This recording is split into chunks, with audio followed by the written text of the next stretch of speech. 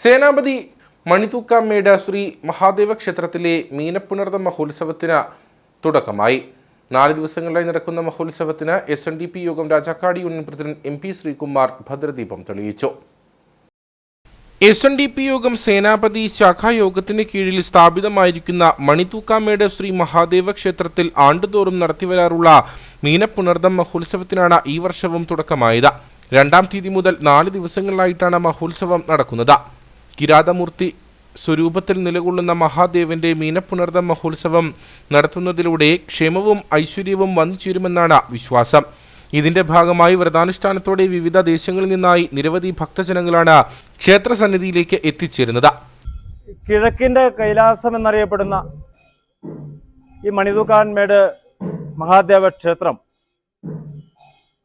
കഴിഞ്ഞ വർഷമായിരുന്നു നമ്മുടെ പുനഃപ്രതിഷ്ഠ മഹോത്സവം നടത്തിയത്. അതിനുശേഷം വിവിധ ദേശങ്ങളിൽ നമ്മുടെ രാജ്യത്തിൻ്റെ വിവിധ ഭാഗങ്ങളിൽ നിന്ന് ആളുകൾ നമ്മുടെ ക്ഷേത്രത്തെ തിരക്കി വന്നുകൊണ്ടിരിക്കുകയാണ്.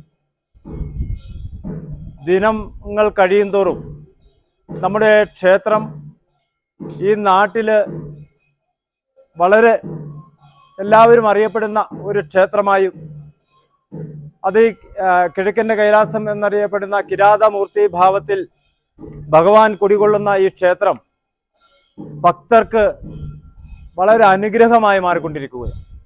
മഹോത്സവത്തോടനുബന്ധിച്ച് മഹാഗണപതി ഹോമം, ഘോഷയാത്ര, ഭഗവതി സേവ, പറനിറയ്ക്കൽ, നവകം, പഞ്ചഗവ്യം, കലശാഭിഷേകം തുടങ്ങിയ പൂജാകർമ്മങ്ങൾ നടക്കും.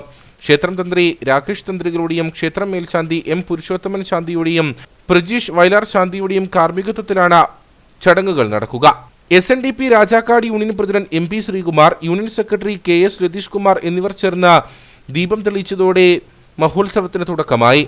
ക്ഷേത്രം president KD Ajaykumar, secretary Joji Vazhatta, ക്ഷേത്രം മാനേജർ ബിജോ താന്നിവേലിൽ തുടങ്ങിയവർ നേതൃത്വം നൽകും.